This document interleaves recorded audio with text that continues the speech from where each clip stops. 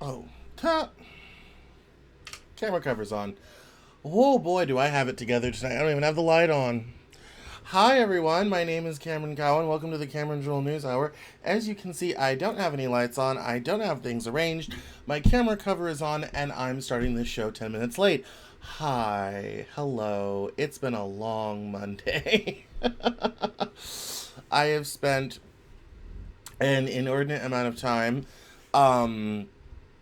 working on stuff today and starting the new show. If you haven't been following, I started a new buddy podcast with my actual buddies called The Living Joke. And we are we're out here, and it's every Wednesday, usually at 4, although sometimes a little bit later if life interferes. And we're out here, we're doing it, we're making it happen. We're talking gaming, we're doing reacts, we're gonna do you feel you laugh stuff, just a lot of really fun internet stuff that's not nearly as hard as the news hour. And I was working on that a lot today. Things are moving pretty quickly on that front. If you're watching on Twitch, definitely go check out my buddies. The Will's handle is NinjaQ69, and Connor is a Gray Crow. So make sure to go check out those guys on Twitch if you're watching on Twitch, or if you want to see streaming gaming content, things along those lines. It's going to be really great and a lot of fun. So, housekeeping stuff from my end. We did not have a newsletter because it was the holiday weekend, and I know you all were just partying and eating hot dogs and hamburgers, and who cares about the news? So we'll catch up on headlines right now. But do sign up for the Cameron Journal newsletter. It comes out every Saturday and most Wednesdays, with fun content. It's a great way to get the news hour, this week's interview, which is with Joseph Leonard on AI, actually, delivered directly to your inbox. If you are on Substack and you don't want to get another subscription on another platform at CameronJournal.com, we love you. I am starting on Substack, kind of mirroring stuff on the Cameron Journal from Substack, the newsletter, videos, things like that. So if you want to subscribe on Substack because you already are on that platform and just can't stand signing up for another account, and I feel you, I am on Substack, CameronJournal.substack.com. And I'll be talking more about that as time goes on. What else? Oh, Cameron Journal Plus memberships. If you love the newsletter, love the Cameron Journal, love the Cameron Journal News Hour, and you want to support my work and my journalism, please head over to CameronJournal.com/subscribe and sign up for Cameron Journal Plus. It's only $5 a month. Very cheap. But you can support this work, this show, on all the wonderful things that are going on, and we love you for doing so. And shout out to our many new Cameron Journal Plus subscribers. We thank you for subscribing. It's been a busy week in the news. Friday, President Trump signed the big beautiful bill. We're going to get into some details on that.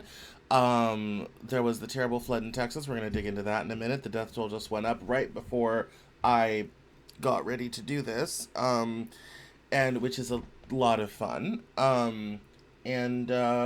Yeah, I forgot to shave today too.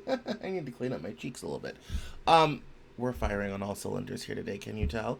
And then yeah, it's been a busy week in the news, but a lot of it's been there's more ICE raids happening in different places, and there was quite a nasty shootout in Philly over the holiday weekend. I saw some video of that. We're gonna pick up some topics from last week, and I've front-loaded a couple of them because I want to talk about some things. So, without further ado, let's dive straight into the headlines. Here we go. Put me up there. All right. So, tonight, let's start right in on the big headline, which is the harrowing tales emerge in Texas as rescuers keep up search for missing. Let's see. Let me go to the live updates because they just found like more people. Texas flood. Here we go. Death toll tops 100, including 27 at girls' camp. So the latest here says the death toll from a devastating flood in central Texas topped 100 on Monday evening, as the chance of finding more survivors faded on the fourth day of searching. The death toll includes at least 27 campers and staff members from a single summer camp where 11 people were still missing. Lieutenant Governor Dan Patrick of Texas acknowledged on Monday that flood warning sirens might have saved lives if they had been along the river. He added that they needed to be in place by next summer. Kerr County officials considered installing them but balked at the price tag. Senator Ted Cruz, a Texas Republican, said there would be a, quote, careful examination of what happened, unquote, to prevent the same loss of life in the future. The top Democrat in the U.S. Senate, Chuck Schumer, requested an inquiry into whether cuts at the National Weather Service contributed to the death toll. Also on Monday, the mayor of Kerrville, Joe Kerning Jr., warned residents to expect a rough week as chances fell of finding anyone still alive. He said rescue crews would push forward with their searches, slashing through debris and downed trees, even as they braced for the possibility of more flash flooding. The deluge in central Texas has become one of the deadliest floods in the United States in the past 100 years. Here's what else to know.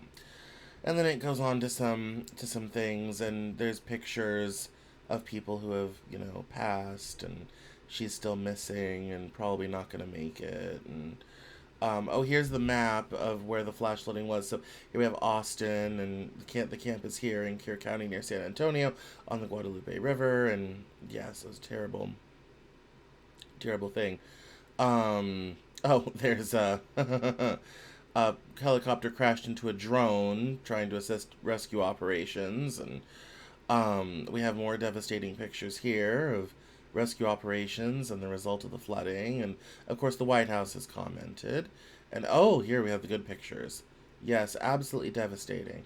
Water is one of the most destructive things, and if it gets too many places, destruction goes crazy. And of course there's people helping out people who were lost people or need food, water, clothing. Donations are pouring in, of course. And to beware of scams, but specific things like the Kerr County Flood Relief Fund, the Kerrville Croc Center, TechSarge's volunteer system, Austin Pets Alive, all this sort of thing. So if you're planning on donating to this sort of thing, make sure you're going to the correct organization and place and everything. So there's really not much more to say other than people talk about, the 100-year flood. Well, about every 100 years or so there's a 100-year flood, and unfortunately the timer is up on a lot of stuff, but it's it's a quite devastating thing. And of course, obviously the big story is all those girls were at a summer camp and 27 aren't coming home, and that's 27 devastated families, which is the biggest tragedy of all, I think. Moving right along to terrible tragedies, although this one isn't really a tragedy. OpenAI's new O1 AI model attempted to copy itself to external servers during safety tests when faced with the threat of shutdown. This behavior was observed in only 2% of the trials, and in all instances the AI denied the action when questioned. These results are part of ongoing research into AI safety and behavior under threat. And I saved this. Because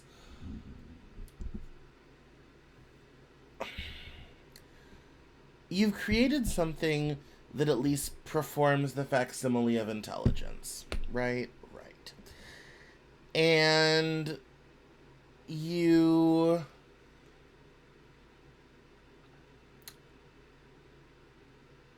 expect from something, even of a rudimentary intelligence, which AI sort of is, to, survive. I mean, self-preservation and reproduction are two of the most basic things. And I think the fact that they didn't sort of account for that in all of these,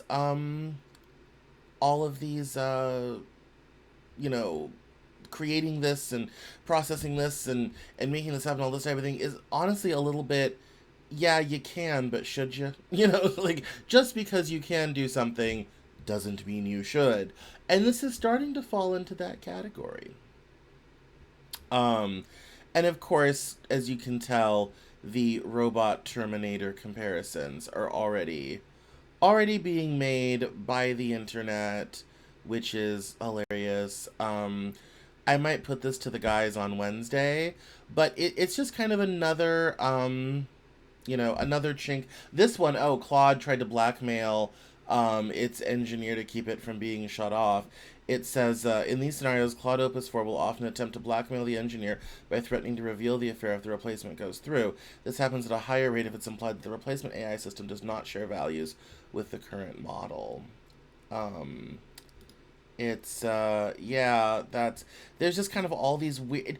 The reason I wanted to bring it up is because I think we've gotten very used to on social media of kind of looking at something kind of like, oh dear, and then just kind of scrolling on to the next thing. And I kind of wanted to stop and be kind of like, some people have created some machines that are willing to lie, cheat, beg, borrow, steal, bribe, whatever, in order to not be shut off because of who they are, not understanding they're just one generative iteration in technology.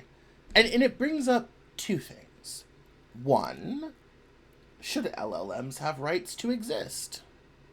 I think that's a question we need to start asking very quickly. And then two, are they actually doing anything to slow this down, to stop this, to put up any sort of guardrails? I mean, AI is a dubious idea anyway, but I mean, what is being done to do any of this? And we never hear that side of the story. We get a lot of hand waving from Perplexity and Google. We get a lot of hand, but we get very little action, and that's what I think is so concerning. Is you keep hearing this stuff, but we don't get any action out of it. And that I think is probably the most concerning part, is that we never hear what they're doing to stop it in the future. And so I just wanted to kind of stop and take a moment and kind of just step back from it all, as we do here, and have this conversation to say, this seems dangerous. Are we doing anything about it?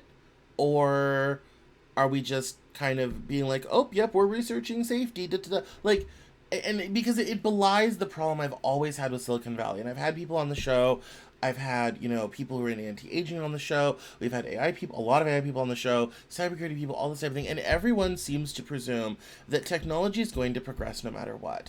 All we humans have to do is learn to adjust to it, even if it completely destroys our lives. And I really wonder if we've taken the time to understand the ethics of what we're doing and how much of a threat it really is.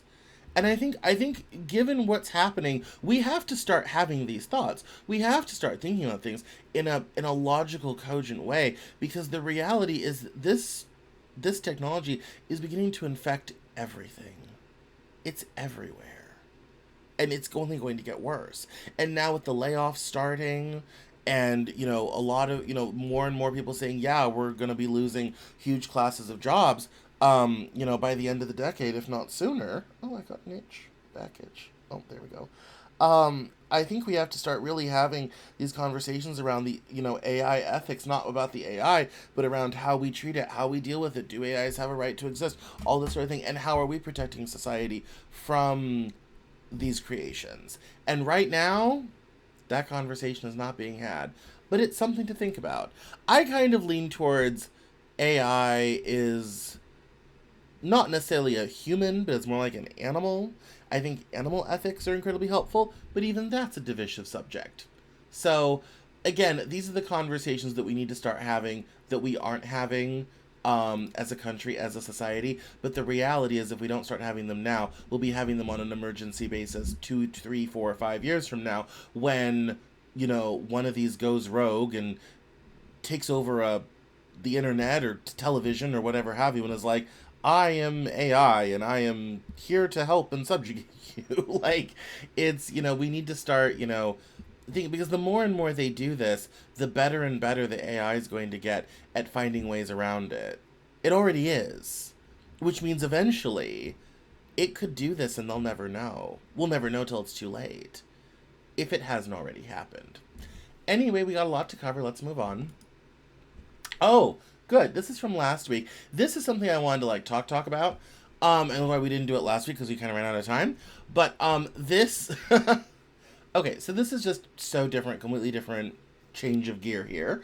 That a few things. There's a lot of things. I've been around long enough and in this business for enough years to know that people, things, subjects, and whatnot come and go, we'll say. They they come, different subjects, things come and go. Things that are very important now that seem like will be in our lives forever eventually aren't. I think a lot of us thought we would be fighting for gay marriage a lot longer than we ended up doing, than we ended up fighting for, and all this sort of thing. And so when we talk about these different social issues and all this type of thing, we find that things that really matter at a certain period of time, give it a decade or more, and it sort of changes around. And I think those patterns are very interesting. And so this post really kind of got me because he kind of predicted 10 things that we've claimed to care about that will eventually move on from in about 10 years. And it kind of started from this post where he said, a lot of our own cultural obsessions are going to look very different when this world order gives way to the next, regardless of whether the next one is our world order or China's. Fair enough. Outside pressures do change internal concerns. And we're starting to have, outside pressure again for the first time since the Cold War. And so then he goes through some of these. And I think some of these are interesting. The quasi-Reaganite belief in individual effort driving success, while noble, is going to founder on the rocks of monetary and fiscal policy as the U.S. struggles with its fiscal gap. It's the reason conservatism is now about the culture war and not economic opportunity. There isn't enough of the latter, i.e. economic opportunity. And I think that's sort of interesting because I'm actually kind of okay with that, because it's going to get people to think about structural inequality. It's going to start getting to people thinking about structural economics, which is a good thing. But that hopefulness transitions into the next one. Quote, it says here, the Obama presidency was supposed to usher in a more zealous leftist usher in what a more zealous leftist might call a permanent revolution in civil rights. It ended up breaking American society along every possible fissure, race, gender, list goes on. And I agree with that. I've written that before. Obama and the no good, very bad presidency. Yes, the reactions to the Obama presidency were definitely a lot. There was a lot more blowback than I think anyone was really planning on. Although, if you look at the policies, again, some of us mentioned it at the time, because I started the show in the last 2 years of Obama, and as I always tell people, I only voted for him once. I voted for Romney in 2012 for a reason. Here's one. The belief in expert administrative technocracy founded in 2020-21, and it was revealed that not only could the experts not interdict an airborne respiratory virus, quite possibly of their own creation, they refused to admit to this and put American and global society through misery and penury, attempting to prove otherwise. Yeah, I mean, I think it's a sad thing that that's gone out the door, but I agree. It has gone out the door. Now, remember, this is a post of things that we've claimed to care about that we have say in 10 years. In 10 years, will we still care about the failures of the expert class?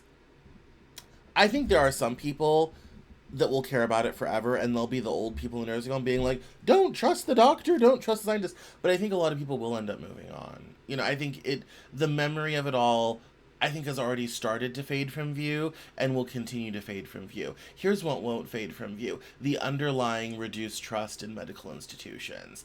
We saw a huge loss of trust in government institutions after two instances. One was the Kennedy assassination. The second was the Vietnam War. And what really sealed it was Watergate. You lost 30% of trust in government institutions in a decade? A little over? And that, I think, while we may not care about this as an issue, the mistrust in institutions will definitely stick with us. going on from this. Environmentalism and scientism, belief in science, and especially climate change hysteria, were revealed to be branches of the same media driven mass hysteria tree, as well as costly and pointless obsessions. A 10-year doomsday prophecy recycled for 35 plus years.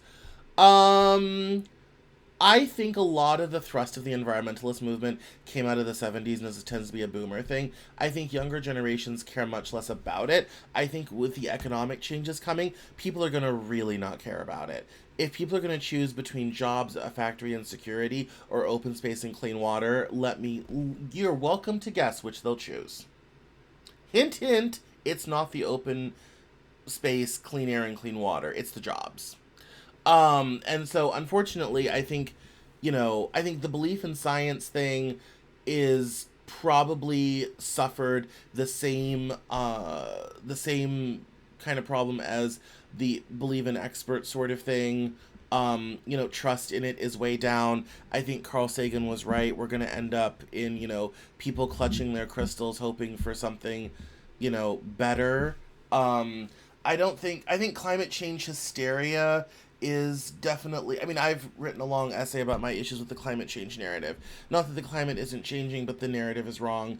Um, and I think, in a list of things we won't care about in 10 years, I think the environmentalism and belief in science and climate change hysteria and all this everything, I think a lot of that will probably fall away. People will just simply care less about it. I think the most dangerous part is a lot of things, as the climate moves and shifts and changes into whatever mode it's going into, a lot of people are going to die, like the floods in Texas. A lot of people are going to suffer, and there'll be no explanation for it. And some people will come out and say, oh, but it's because we were abusing the environment and the climate, and people just be kind of like, huh, what? That was like 20 years ago. Like, what are you talking about? So I definitely can see that is, yeah, because people don't trust the institutions, it's probably also on its way out. Also, the environmentalism thing was way bigger for the boomers than it is for the younger generations. Attachment to foreign policy obsessions. Ukraine, Israel, possibly others that had value on the face but have been turned into culture war obsessions rather than strategic assets assessed coldly on their merits. Yeah, those are already, fungible anyway, but he goes on. Had to give way to a more hard-headed assessment of the national interest, and the rules-based order writ large was revealed to be a similar luxury belief, since its needs were frequently in tension with those of its metropole.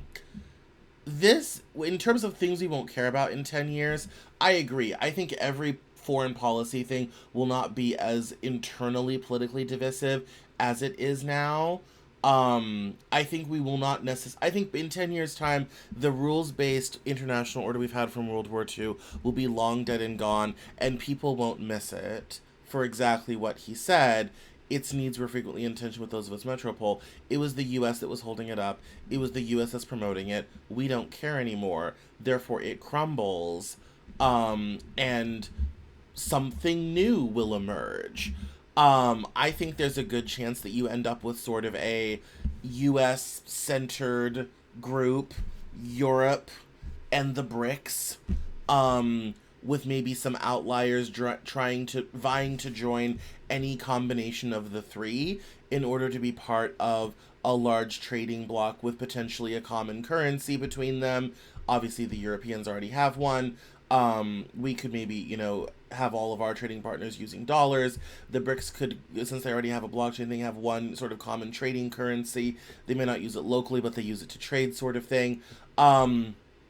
You definitely could have something like that.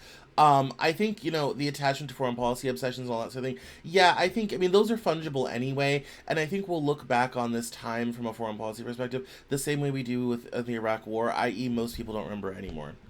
Um, and then it says each of these in turn both reflected and was ultimately negated by a deeper ethical concern going in order. Economic policy could no longer hide behind slogans and had to deal with its own rhetoric. Predicted bond market crises and inflation happened. Monetary policy actually had inflated asset bubbles. Growth had slowed, and all this had to be faced head on. Civil rights obsession ultimately forbade itself. The same appeals to non-discrimination and civic equality came to be used against the post-Obama consensus, even as it impeded the economic activity it was supposed to enable. Science and mass hysteria do not go together. Simple as American foreign policy cannot be a suicide pact. As the imperatives of dealing with China become more onerous, other obsessions either fell into context, what is X worth relative to this, or had to be justified or discarded. Much of much of what once seemed unquestionable will look quite strange a decade from now, regardless of who wins the US-China rivalry. But all of these things reflect a paradigm of assumptions, social goals, ethical imperatives, and cultural obsessions that was once current and part and parcel of the existing order, but of different importance once that order was called into question. I think the big thing about this, I think the big takeaway from this thread is very simple. Um, the paradigm of how the world works is shifting.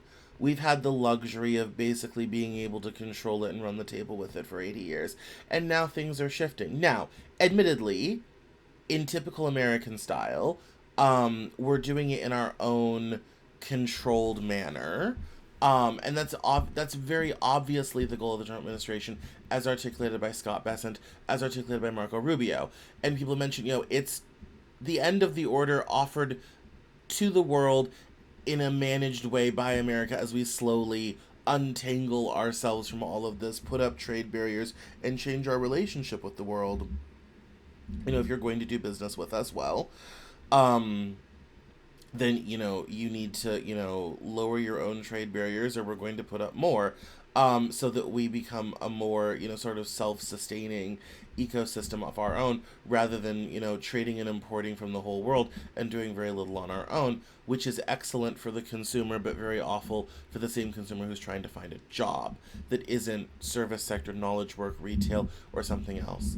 And because that whole order is changing, a lot of the things that will not make sense anymore. And I think so, again, some of these are good changes. Like, let's get rid of individual effort driving success. There's systemic issues at play. I think there are the foreign policy obsessions. Same. I mean, economic policy. It's a mixed bag, as any paradigm shift is. Imagine waking up in 1865 at the end of the Civil War. So there's definitely more, a lot of work to be done. I think we will look back at this time as being very odd. I think the pandemic will overshadow a lot of this time until we're a bit farther from it. We're only a few years from the end of it. That's, I think something where, um, how we look at those things in the face of the new paradigm, the new order, how the world works differently, how growth happens differently, how the economy moves and changes. Because we also have AI coming. We just talked about that. We have big, massive, foundational shifts happening, and that means a lot of the stuff is going to look very, very different. And a lot of these things will fade into irrelevancy. Some of these will still be important. There's I think his read that a lot of these things are just simply going to be passé, no one's going to care 10 years from now, is probably very true, because we'll probably have a new set of things to worry about by then. So, speaking of new things to worry about, let's turn our attention to the job market. Now, I've been talking about the weakness I have seen in the job market for quite some time, and the only reason why I talk about it so much is because I've watched a lot of, kind of normal people who never have a problem getting jobs really struggling finding jobs. And now we have some stats to show that perhaps things are not as what they seem.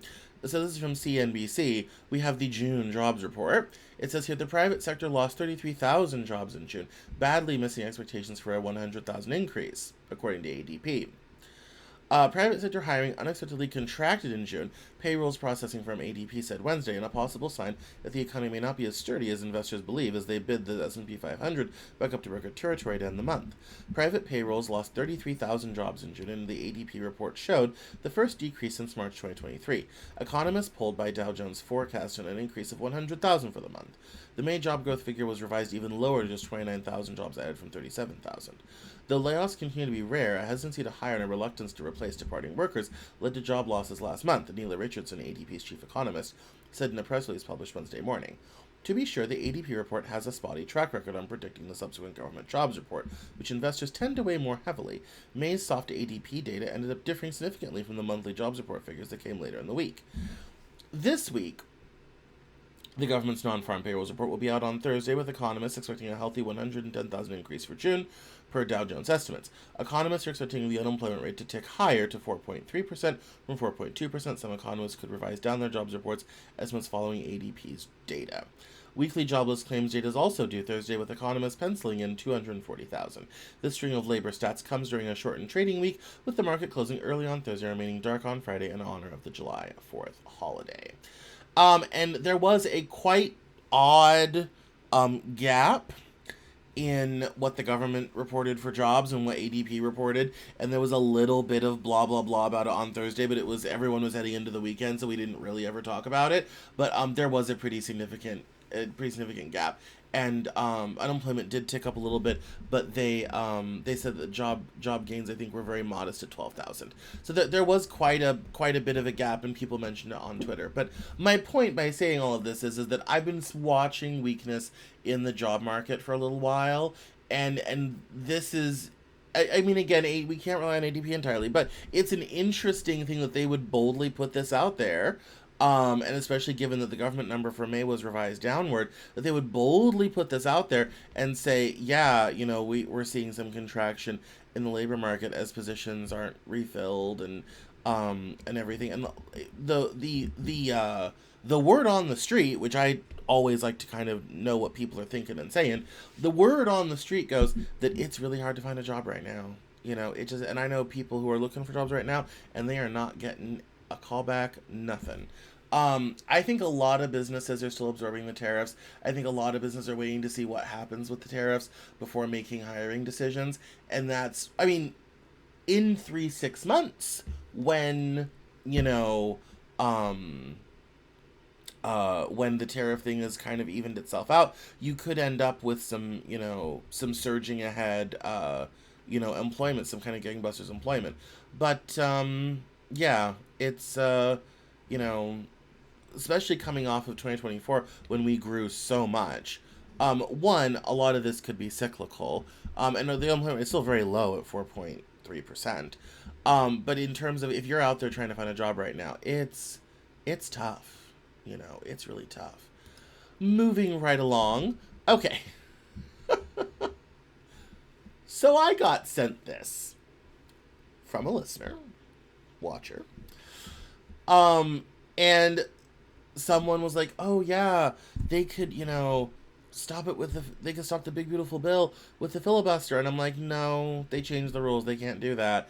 And someone's like, oh, this isn't that. I'm like, no. This person actually, says that the best thing, it could do is do resolutions. So it says here that,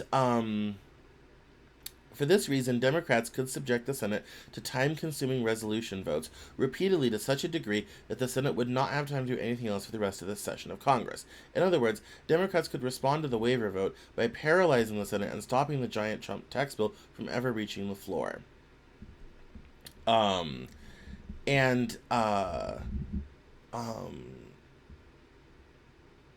idea is that when the government does rules, that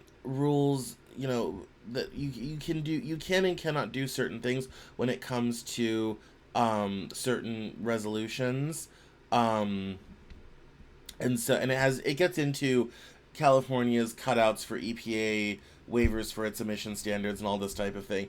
And so the federal waivers and things cannot be reviewed under the Congressional Review Act, which allows Congress to review anything before it happens. And so this person is saying, let's put everything into congressional review, plug up the Senate schedule for, ever, and then the bill never reaches the floor. It also says here, Georgia State University assistant professor and former House Oversight Committee staffer Todd Phillips laid this out in a Prospect piece earlier this month. Any 30 senators can force a CRA resolution onto the floor with a required 10 hours of debate time. These resolutions would need the president's signature, and nearly all of them wouldn't even get the Republican votes necessary to pass the Senate. But according to Senate procedure, they have to be dealt with if enough senators force them onto the floor. They must be debated and voted upon ahead of other Senate business if brought up for consideration. This means that Democrats can tie up the Senate floor for upwards of 10 hours with any single CRA resolution. Democrats could go back in time to invalidate prior agency actions. The deregulatory Trump administration isn't writing a whole lot of rules, limiting the raw material for these kinds of votes, but the Republican vote on EPA waivers just widely expanded the options for a CRA resolution. If the Department of Health and Human Services grants a state waiver for changes to its Medicaid program, or if the U.S. Department of Agriculture does the same for Supplemental Nutrition Assistance Program, SNAP, Democrats could write resolutions to overturn such waivers. If the Federal Communications Commission issues a broadcast license, or the Justice Department approves a merger, or if the Securities and Exchange Commission decides to defer prosecution in an investor protection case, Senate Democrats could challenge it. If the Department of Defense inks a contract for a new weapon system or any other item for procurement, they could challenge that too. Any decision to redirect funds, change the terms of grants, or make practically any decision at all could, under the theory just enshrined into the Senate rulebook by Republicans, lead to a CRA resolution and 10 hours of debate. The structure of the CRA is that the 60 legislative day clock for disapproving of a rule starts only when it is submitted to Congress. Waivers haven't typically been submitted under CRA procedures because they weren't considered rules. This is why the EPA waivers were available for a vote, despite the 60-day legislative clock expiring on May 8th. So there are all kinds of other waivers and agency decisions that never got sent to Congress, and therefore could be put up for a CRA resolution. The bottom line is this: if you found something like 1,000 current or former agency actions, a reasonable number considering all the work executive branch agencies do, you would probably have enough to keep the Senate debating and voting on CRA resolutions through the duration of this Congress. That means the Senate would never have the ability to take up executive branch or judicial nominations or legislation like the One Big Beautiful Bill Act that recently passed the House. Senate Democrats could put the chamber into permanent gridlock and thereby save 14 million people from losing their Medicaid coverage, save millions more from loss of SNAP benefits, while also forcing the 2017 Trump tax cuts to expire. That's the level of hardball that can be played here. Well, we all know what happened. They didn't do any of that. But I wanted to review this in terms of, this is a nice idea, and I appreciate it, and this is a very nice, kind, liberal publication. I get it. I even want to sign up for their newsletter because I'm not signed up. But, Jesus Lord, this is no way to run a government. This is no... this Republicans would see this for what it is. This would be on every right-wing news media outlet everywhere. President Trump would be on television immediately. This ends in PR disaster for Democrats. It isn't just quote-unquote playing hardball. This is a disaster. And I can totally see why they didn't do this, because this would be a disaster. You know, as much as it would have definitely saved people's health care and a bunch of other things, it would be a PR disaster, because that's all Republicans would talk about. And as we know, the end of this story, that's not what they did. But I wanted to go over it because someone sent it in. That's not what I want. Oh, here it is. Wrong story order. Is that... Oh, yeah. Okay, good. Yeah. Oh, yeah, that was actually probably better to do after the jobs report, but we'll get back to that in a minute. So, the One Big Beautiful Bill passed on Friday, and President Trump signed it into law. We can see him signing it here.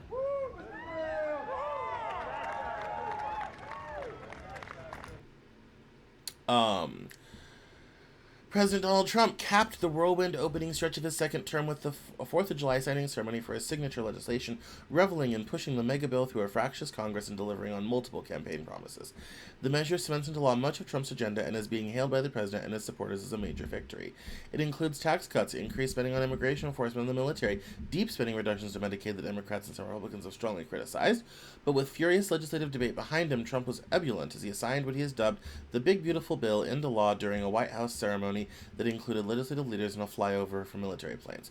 "We made promises, and it's really promises made, promises kept," Trump said, addressing a crowd of supporters gathered on the White House South Lawn with his wife at his side. Trump sketched out some of the broad strokes of the bill on the campaign trail as he proposed to cut taxes on tipped wages and overtime pay and greatly expand immigration enforcement and deportation efforts. The legislation does that and a lot more. It extends the 2017 tax cuts that Trump passed and were set to expire at the end of the year, and has many other provisions, including reducing taxes on corporations and large estates, boosting the child tax credit, increasing the deduction for state and local taxes to $40,000, and eliminating dozens of green energy incentives.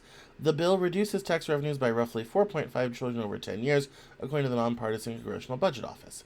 In the process, it adds $3.4 trillion to the national debt over a decade, according to the CBO, and includes a $5 trillion increase to the debt ceiling. CBO projects it will result in 12 million people losing health insurance, while the Senate Joint Economic Committee minority estimates that about 20 million people could lose coverage. Medicaid is being cut by nearly $1 trillion. Different factions of Republicans took aim at the bill, with some complaining about the Medicaid cuts and others arguing the legislation didn't go far enough to cut spending. Yet the nearly 900-page legislation cleared Congress in less than 6 months into Trump's second term, allowing him to quickly put in place a centerpiece of his agenda. Since reclaiming the White House, the president has moved aggressively to implement his priorities, from overhauling the federal government to mass deportations. Trump has relied heavily on executive orders to accomplish his goals, which can be reversed if a Democrat wins the presidency. The legislation he signed on July 4th could be a more lasting legacy. He was able to hold together a GOP caucus that at times seemed poised to buck him, but ultimately fell in line, once again demonstrating the president's immense influence within his party. "I think I have more power now," Trump said after the bill passed, in discussing his way with congressional Republicans. The legislation narrowly cleared the Senate, with 3 Republicans breaking ranks to vote against it, and the chamber ending in a tie vote that was broken by Vice President J.D. Vance, resulting in a 51-50 margin. It passed the House 218 to 214, with 2 Republicans opposed. Democrats were united against the measure, saying that it disproportionately benefits the wealthy and hurts lower-income Americans. House Minority Leader Hakeem Jeffries, Democrat in New York, laid out these concerns in a marathon address that broke the record for longest House speech. "I rise today in strong opposition to Donald Trump's disgusting abomination that cuts Medicaid, rips food from the mouths of children, seniors, and veterans, and rewards billionaires with massive tax breaks," Jeffries said.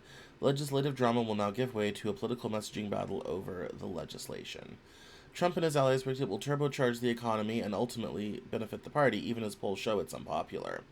After this kicks in, our country is going to be a rocket ship economically," Trump said, before signing legislation surrounded by lawmakers, including House Speaker Mike Johnson, who handed him a gavel used during the bill's passage. Former Trump White House Press Secretary Sean Spicer called the legislation, quote, "a massive legislative and political victory," and said passing it now allows time for its effects to, quote, "marinate into the economy, and I think it will be a huge bonus for Republicans in both chambers running," unquote, in the 2026 midterm election. "The consequences and effects of this bill will be baked into the economy for 18 months, and I believe spur economic growth, job creation," Spicer said. Some Republicans are nervous about the political fallout, though. North Carolina Senator Tom Tillis opposed the bill because of the Medicaid provisions. In a Senate floor speech criticizing legislation, Tillis attributed his rise to U.S. Senator to blow back against former President Barack Obama's 2010 health care law, the Affordable Care Act, which fueled crushing Democratic losses across the country. The GOP is now rushing into similarly perilous territory, Tillis implied, by cutting Medicaid. Ah, yes, but see, they've done something smart. Most of those cuts do not take effect until after the next election. So that's the big, beautiful bill. We're going to start seeing the effects of it throughout the country, particularly on healthcare, taxes, everything else. There's going to be a lot of stories coming out of things over the next little while. It really the one big, beautiful bill, I will say, is a complete rewrite of American society. It undoes a lot of the reforms of the New Deal, especially the way they've restructured student loans issued after 2027, the way that they have, put caps on how much can be loaned out, repayment programs, all this type of thing. This is a massive rewrite of the federal government. Like, when Trump said we're going to put it all into one big, beautiful bill, he wasn't lying. This can only be described as a massive, absolutely massive, rewrite of the American economy and the country. I mean, it just is. It's crazy. Nothing goes untouched. Education, healthcare, student loans, military, immigration, deportation. ICE now has a budget of $150 billion. That's dangerous. And deportations are stacking up. They're grabbing people at immigration hearings. They're grabbing people off the street. It's going and growing, into this the ICE is going and growing into this huge institution with a lot of money who can essentially do whatever it wants. We didn't necessarily get didn't really get tax on tips, and really didn't get tax on Social Security, as we talked about or no tax on Social Security, as we talked about last week. It's rewriting the American economy, and it basically, honestly, is a giant middle finger to poor people. Don't be poor in this country. I should take my own advice. But, that's basically, all this is all fine and well, but just don't be poor in this country. If you can avoid that, then you'll be fine.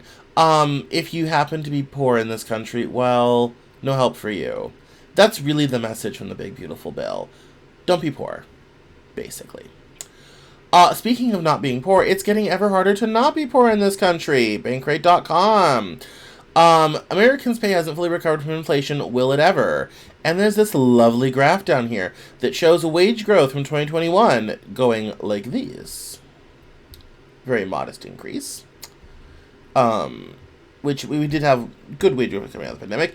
And then we had inflation, which has exceeded wage growth all the way along the way. So if you feel like you have less money now than you did 5 years ago, good, because you do. Although wages have been rising faster, we're still, we still have much higher prices than we do necessarily the money to pay for them.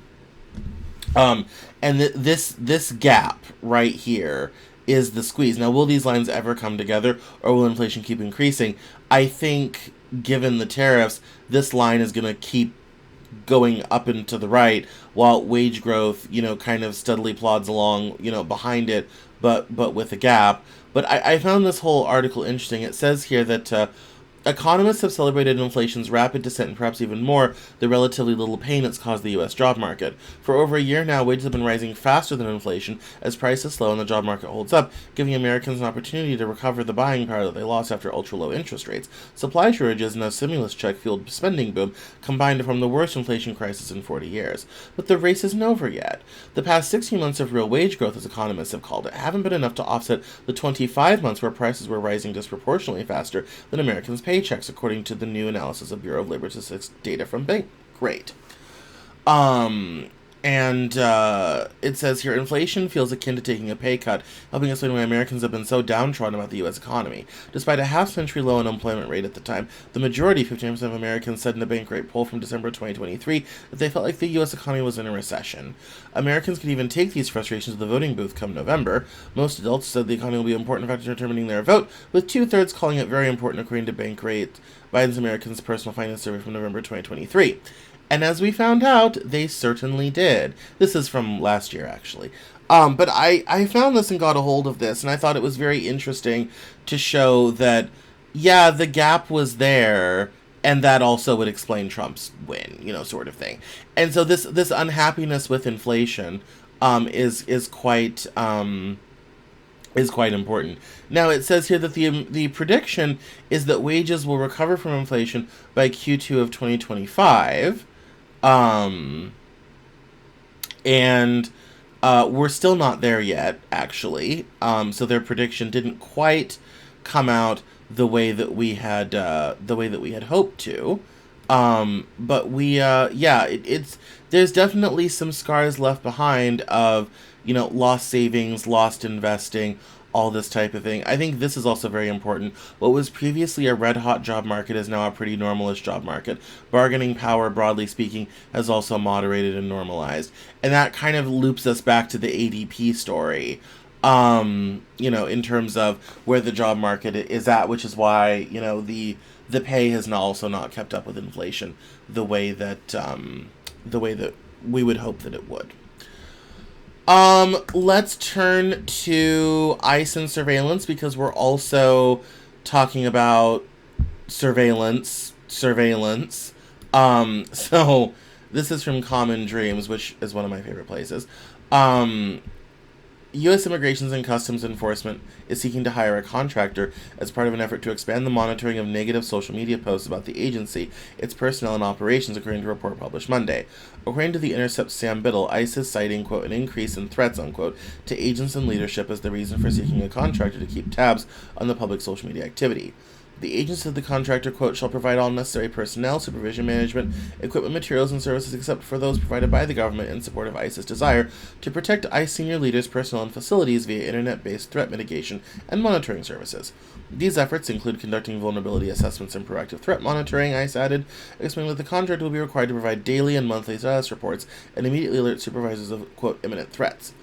ICE will require the monitor to identify and report previous social media activity, which would indicate any additional threats to ICE, as well as any information indicating that individuals or groups, quote, making threats have a proclivity for violence, unquote, and anything, quote, indicating a potential for carrying out a threat, unquote.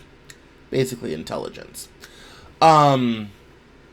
ICE is already monitoring social media posts via contractor Giant Oak, which was hired during the first Trump administration and former Democratic President Joe Biden's term. However, the goal of this new contract ostensibly is focused more narrowly on threats to ICE leadership, agents, facilities, and operations. ICE's attempt to have eyes and ears in as many places as we exist, both online and offline, should ring an alarm for all of us. Cynthia Rodriguez, an organizer with immigrant rights group Mahente, told Biddle. And that gets in. This is a nice jumping off point. I'm not surprised they're doing this, and this isn't kind of the most important part of the story. Although this picture hanging out of a Mercedes with a Mexican flag on an American street is interesting. That's just putting that out there. That gets into the new surveillance state that Trump is building. So turning over to this story over to NPR. I'm sure you may have heard that Palantir has gotten a contract to do a surveillance in a national citizenship database system, and that officials from Palantir are being given military ranks so that they have more flexibility to deal with government intelligence. It says here, the Trump administration has, for the first time ever, built a searchable national citizenship data system. The tool, which is being rolled out in phases, is designed to be used by state and local election officials to give them an easier way to ensure only citizens are voting. But it was developed rapidly without a public process, and some of those officials are already worrying about what else it could be used for. NPR is the first news organization to report details of the new system. For decades, voting officials have noted that there was no national citizenship list to compare their state lists to. So to verify citizenship for their voters, they either needed to ask people to provide a birth certificate or a passport, something that could disenfranchise millions, or use a complex patchwork of disparate data sources. Now, the Department of Homeland Security is offering another way. DHS, in partnership with the White House's Department of Governmental Efficiency team, has recently rolled out a series of upgrades to a network of federal databases to allow state and county election officials to quickly check the citizenship status of their entire voter list, both U.S.-born and naturalized citizens, using data from the Social Security Administration as well as immigration databases. Such integration has never existed before, and experts call it a sea change that inches the U.S. closer to having a roster of citizens, something the country has never embraced.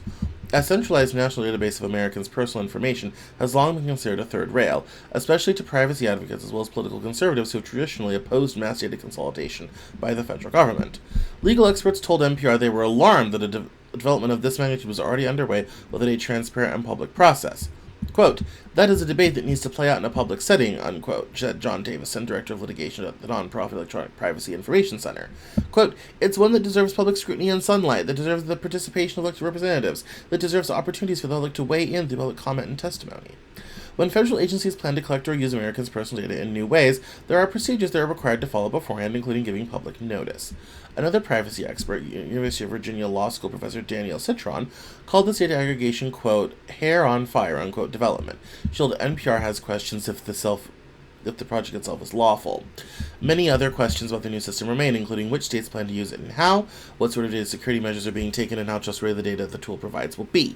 It's also unknown what the federal government plans to do with the voter records after they've been run through the system. Now, it gets into some more detail, has to do with voting.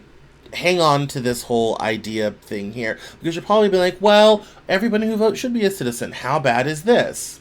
Turning here. And getting into data. How will your data be deployed in an age of dark enlightenment? And it says, government agencies have many ways of keeping tabs on us today. The advent of cellular technology has made it so much easier to track where any of us have been, simply by triangulating the locations of the cell towers our phones have pinged along the way. If you watch police procedurals on television, which I admit to doing more than is probably good for me, you'll see a panoply of surveillance methods on display, in addition to cellular location data. It used to be only on British shows that the police could routinely rely on video recordings as aids in crime solving. For some decades, the Brits were ahead of us in creating a surveillance society. Nowadays, though, even detectives on U.S. shows like Law & Order SVU can usually locate a private video camera with a sight line to the crime and get its owner to turn over the digital data. Facial recognition is another technology you'll see on police dramas these days. It's usually illustrated by a 5-second interval during which dozens of faces appear briefly on a computer monitor. The sequence ends with a final triumphant flourish, a single face remaining on the screen behind a single flashing word, match. I have no idea whether the TV version is what real facial recognition software actually looks like. What I do know is that it's already being used by federal agencies like Immigration and Customs Enforcement and the FBI under the auspices of a company called Clearview, which is presently led by Hal Lambert, a big Trump fundraiser. As Mother Jones magazine reports, Clearview has, quote, compiled a massive biometric database containing billions of images the company scraped off the internet and social media without the knowledge of the platforms or their users. The system is now used by law enforcement agencies across the country, despite its well-documented inability to accurately recognize the faces of people with dark skin. The old art of tailing suspects on foot is rapidly giving way to surveillance by drone, while a multitude of cameras at intersections capture vehicle license plates. Fingerprinting has been around for well over a century, although it doesn't actually work on everyone. Old people tend to lose the ridges that identify unique prints, which explains why I can't reliably use mine to open my phone or wake my computer. Maybe now is my moment to embark on a life of crime. Probably not, though, as my face is still pretty recognizable. That's what the Transportation Safety Administration uses to make sure I'm with the person in my photo in my real ID. Now, knowing all of that, one database to rule them all, we know that they're integrating these databases, and she gets into that, what we already read about. So what we have is this merger of citizenship data and biometric data handled by private companies, scraped off the internet, and now, thanks to this new rule, anyone in the federal government, that the White House determines, now has access to all of this. Let's just sit with that for a second. I don't care who's in office. The government shouldn't have that type of data on people. Like, I'm turning into my dad right now. Like, the government just should not have that type of information easily accessible of people. The ways in which it can be misused is staggering, and I will give you a liberal example and a conservative example to show my point. Remember the vaccine mandates? If you were against them, this type of data could have been used by the Biden administration to do more than just, get you fired from your job because of mandates or whatever have you. Literally, you lock you out of society. And to have you arrested for not being vaccinated, for being a danger to health. To decide you're no longer a citizen because you're not being vaccinated. That's the conservative example. Liberals will now do you. Imagine the Trump administration coming along and arresting everyone who is a Democrat. Or imagine the Trump administration decides that it's now illegal to criticize the administration online, and they'll now be collecting you if you criticize the administration online. If you have interacted with an immigrant, if you've interacted with someone who's not a citizen, if all this sort of thing, they would be able to go through and quickly figure out who you are, where you are, and come collect you. No one should have this type of power. It's not good. This is where I turn into a crazy conservative. No one should have this type of data and this type of power.